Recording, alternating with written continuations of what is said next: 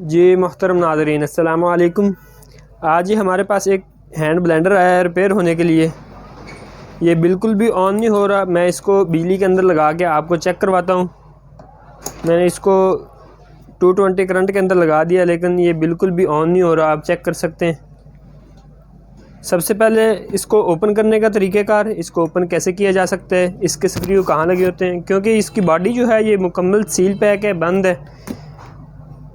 Video को and तक देखिएगा, इंशाल्लाह आपको इसके मुतल्लिक़ मुकम्मल इन्फॉर्मेशन मिलेगी।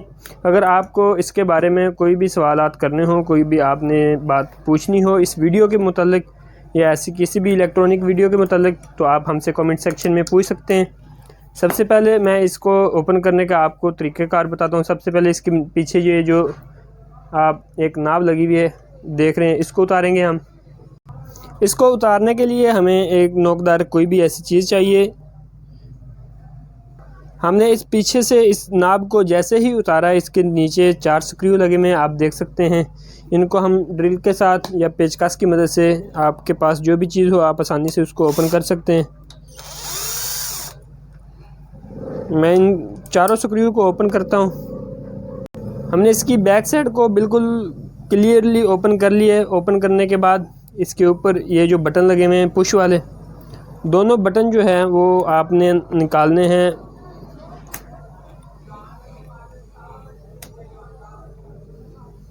इसको हमने इसी पेचकस की मदद से ओपन कर लिया।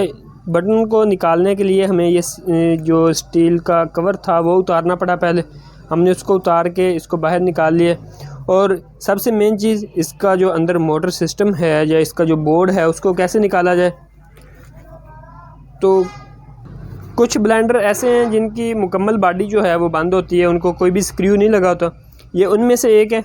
इसको ओपन करने के लिए ये जो इसका फ्रंट वाला हिस्सा है जिसके अंदर ये गरारी है, उसको ओपन करना पड़ेगा। उसको ओपन करने के लिए आपको दोनों हाथों से इसको मज़बूती से पकड़ना है, और मज़बूती से पकड़ने के बाद इसको आहिस्ता आहिस्ता हिला के तो आपने इसको बाहर खींच लेना है। थोड़ा ज़ोर लगेगा, थोड़ा टाइम लगेगा, लेकिन बआसानी ये ओपन हो सकता है।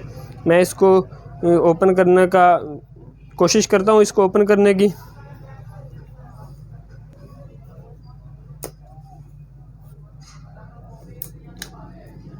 इसका ये सिस्टम जो है ये बाहर आ चुका है। इसके अंदर ये आप देख सकते हैं, ऊपर ये इसके कट लगे हुए हैं। इसके कट जो हैं इस बॉडी के अंदर प्रेस होते हैं मशीन के ज़रिए, डाई के ज़रिए, जिस वजह से इसको जो है मज़बूती से इसको पकड़ा होता है।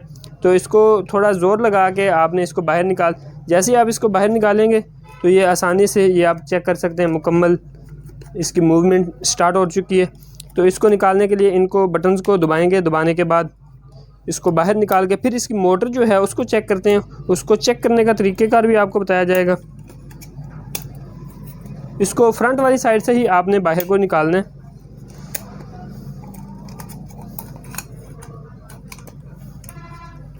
ये मैंने इसको मुकम्मल तौर पे बाहर निकाल लिया है, ये आप चेक कर सकते हैं। अब इसकी मोटर भी चेक की जाएगी। इसका ये जो नीचे बोर्ड है, सर्किट है, इसको भी चेक किया जाएगा। इसकी वायर को भी चेक किया जाएगा। जहाँ पे इसका फ़ॉल्ट हुआ, इंशाल्लाह वो आपके सामने मैं उस फॉल्ट को इंशाल्लाह हल करूँगा। सबसे पहला मरहला जो है वो इसकी वायर को चेक किया जाएगा। सबसे पहले मैं इसकी वायर को चेक करता हूँ। सीरीज़ बोर्ड के अंदर मैंने इसकी जो वायर है उसको चेक करना है। एक पॉइंट जो है वायर का वो ओपन हो चुका है, और दूसरा चेक करते हैं। अभी वायर जो है वो बिल्कुल ओके है। वायर के अंदर कोई ऐसा मसला नहीं है।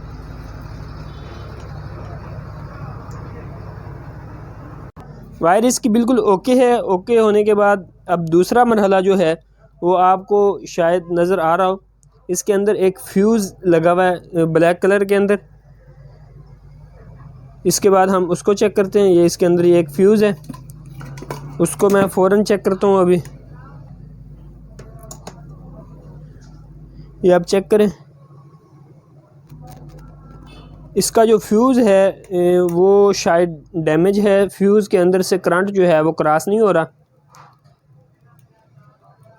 अगर यहाँ पे इसका करंट क्रॉस होता तो ये हमारा जो सीरीज़ बोर्ड के अंदर बल्ब लगा हुआ है 200 वाट, वो ऑन हो जाना था।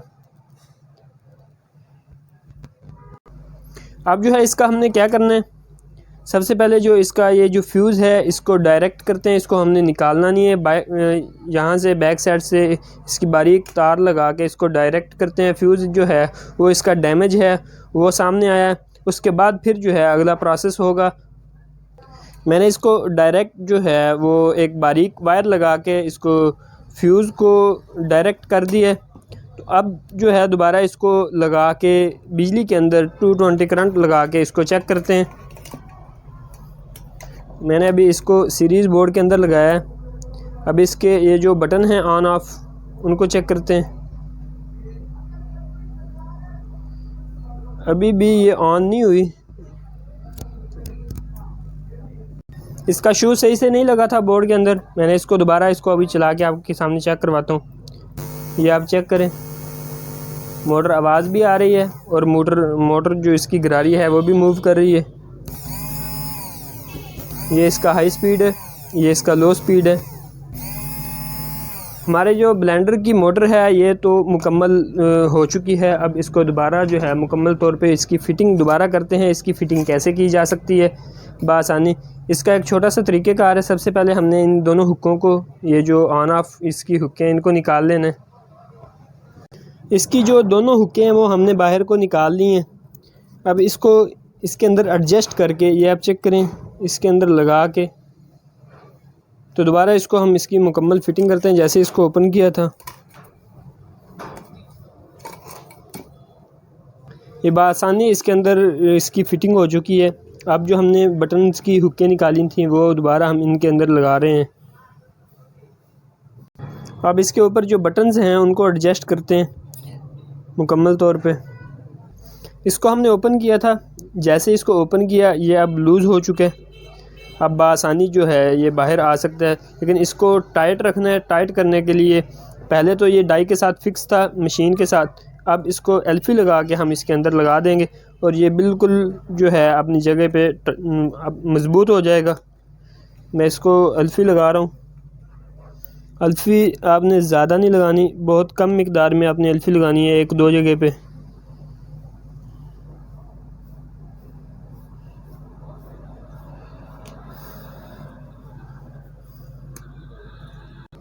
मैंने इसको लगा दी है, बंद कर दी है।